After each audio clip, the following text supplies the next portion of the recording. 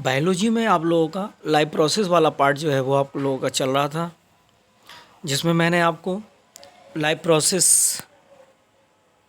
क्या होती है, फोटोसिंथेसिस प्रकाश संश्लेषण और डाइजेस्टिव सिस्टम यानी पाचन तंत्र आप लोगों को मैंने समझा दिया था। आज मैं आप लोगों को इसी चैप्टर में रेस्पिरेटरी सिस्टम ऑफ ह्यूमन यानी मनुष्य का श्वसन तंत्र आप लोगों को जो है वो मैं पढ़ाने जा रहा हूँ। तो मनुष्य का श्वसन तंत्र, फेफड़े हमारी वृक्ष गुहा में कैसुरक दंड तथा पसलियों द्वारा बने एक कटहरे केज में सुरक्षित रहते हैं तथा फेफड़ों तक वायु के आवागमन हेतु निम्नलिखित अंग आते हैं। तो वो श्वसन तंत्र आपको मालूम है। इसमें हम लोग क्या करते हैं श्वसन में कि ऑक्सीजन लेते हैं और कार्बन डाइऑक्साइड छोड़ते हैं। ये तो श्वसन हो गया। अब श्वसन तंत्र, ठीक है ना। तो इसमें जो मेन श्वसन तंत्र में ऑर्गन्स होता है वो क्या होता है, यानी लंग्स होते हैं, हमारे फेफड़े होते हैं।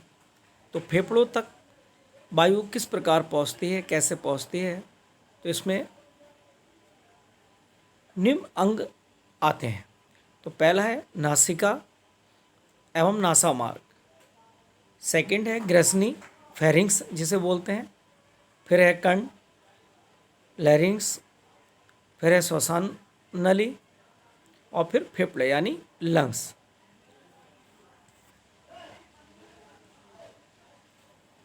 तो सबसे पहले आता है हमारा नासिका एवं नासा मार्ग। तो नाक के नीचे की ओर के उभरे हुए भाग को शिखांग कहते हैं। शिखांग तो नासा छिद्र होते हैं।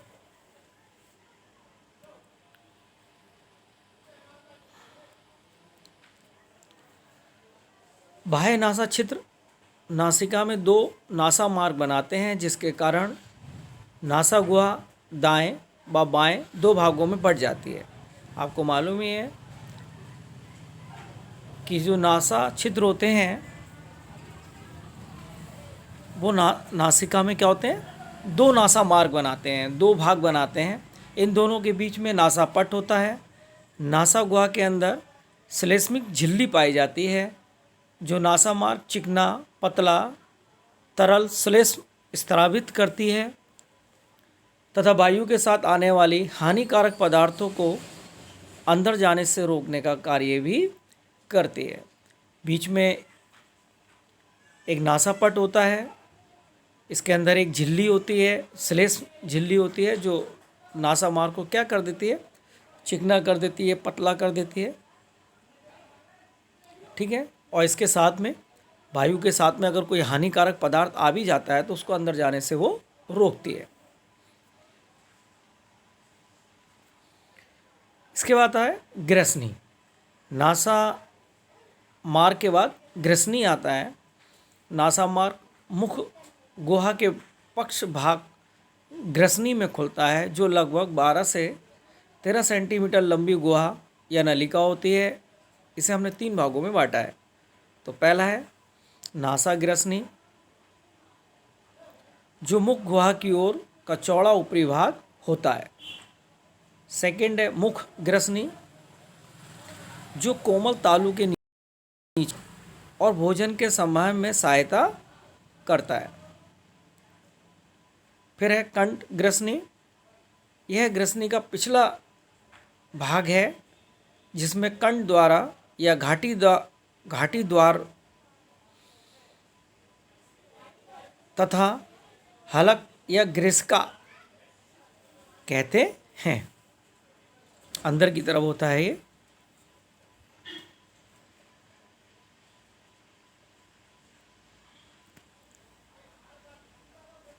ग्रसनी में ही देखो, भोजन तथा वायु क्रमशः ग्रसनी में से होकर भोजन नली और श्वसन नली में पहुंचते हैं। श्वसन लेते समय घाटी ढक्कन घाटी द्वार से हट जाता है, परंतु भोजन निकलते समय कोमल तालु के उठने से घाटी ढक्कन बंद हो जाता है जिससे भोजन कंठ में नहीं जा पाता है।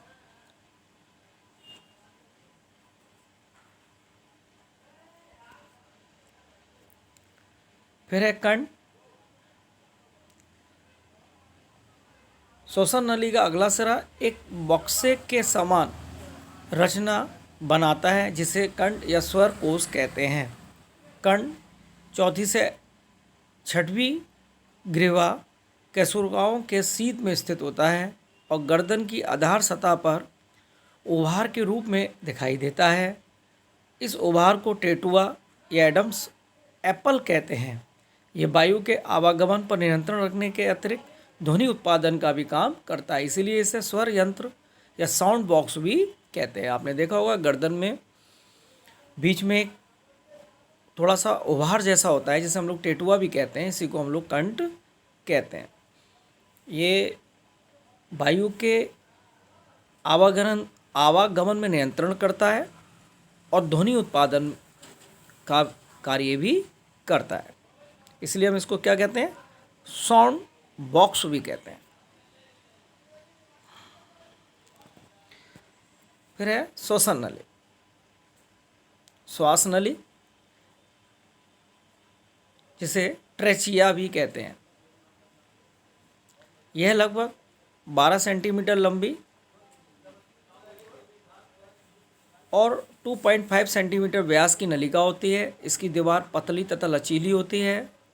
यह वक्ष गुहा में पहुंचकर दो शाखाओं में बढ़ जाती है जिन्हें श्वसनिया या ब्रोंची कहते हैं। दोनों शाखाएं अपनी अपनी ओर के फेफड़ों में प्रवेश करके अनेक शाखाओं में बढ़ जाती है जिन्हें हम लोग श्वसनिकाएँ कहते हैं। आपने देखा होगा चित्र में, देखिए आप चित्र में ये दिखाया गया है श्वसन नली जिसे हम लोग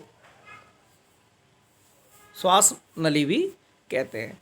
ये आगे बढ़ के दो भागों में बढ़ जाती है और ये दोनों भाग फेफड़े में प्रवेश कर जाते हैं और फिर इससे ये कई शाखाओं में बढ़ जाती है जिसे हम श्वसनिकाएँ कहते हैं। चित्र में मैंने इसे दिखाया गया है। फेफड़ों में ये दो श्वसन नली जो हैं वो प्रवेश कर गई हैं।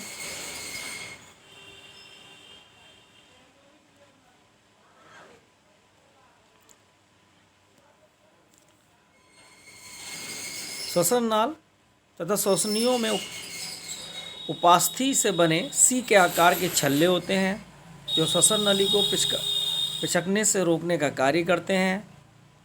श्वसन नाल तथा इसकी शाखाओं की भीतरी सतह पर रोमावी और श्लेष्म कला होती है जिसमें बाहर से आए धूल कण तथा सूक्ष्म जीव चिपक जाते हैं और रोमावी के द्वारा बाहर कर दिए जाते हैं।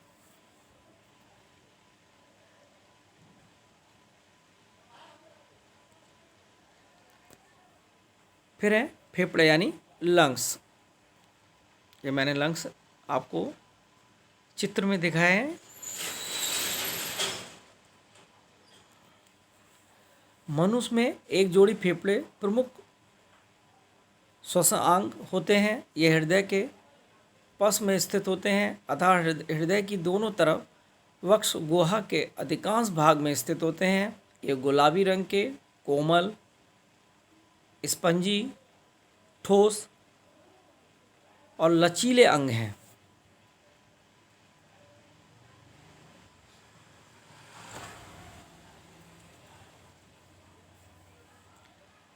यह दोहरी झिल्ली से बनी फुफ्फुसीय गुहा में स्थित होते हैं। झिल्लियों के मध्य में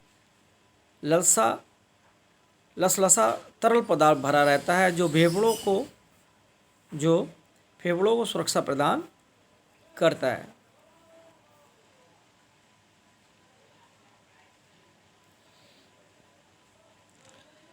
प्रत्येक फेफड़ा अनेक पिंडों या लूप्स का बना होता है।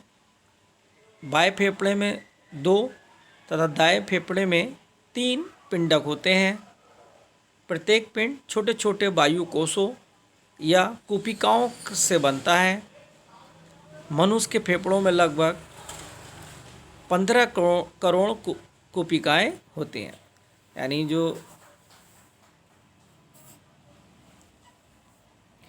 हमारे फेफड़े जो होते हैं इनमें 15 करोड़ कोशिकाएं होती हैं।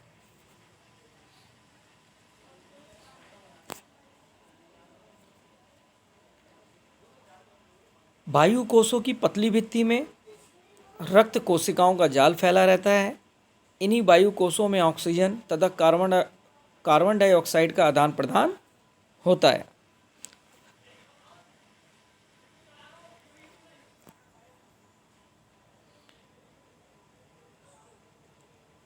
मनुष्य के फेफड़ों में पेशियां नहीं होती हैं, इसीलिए फेफड़ों का सिकुड़ना तथा फैलना वक्ष गुहा के आयतन के घटने तथा बढ़ने पर निर्भर करता है। इस कार्य में पसलियों के बीच स्थित पेशियां तथा डायफ्राम सहायक होते हैं। ये डायफ्राम का चित्र है।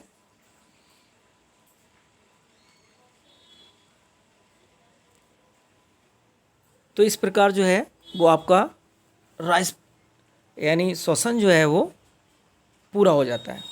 इसमें कुछ बातें हैं जो मैं आप लोगों को बता रहा हूँ। समान अवस्था में फेफड़ों में लगभग 2300 ml वायु भरी रहती है। मिलीलीटर वायु जो है वो एक समान अवस्था में फेफड़ों में 2300 मिलीलीटर वायु जो है वो भरी रहती है। अभ्यास करने पर हम लगभग 3500 यानी 3500 मिलीलीटर तक वायु ग्रहण कर सकते हैं। एक बार में से चेष्टा करने पर 4600 मिलीलीटर वायु बाहर निकाली जा सकती है।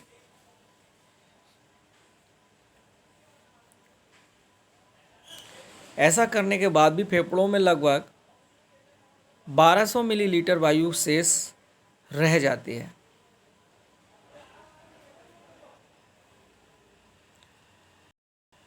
कुल मिलाकर फेफड़ों में 5800 मिलीलीटर वायु भरी जा सकती है। तो इस प्रकार मैंने आप लोगों को रेस्पिरेटरी सिस्टम समझा दिया, जिसे आप लोग कॉपी पे लिख लें और इसको याद भी करना है। नेक्स्ट वीडियो में मैं आपको लाइव प्रोसेस में आगे का समझाऊंगा।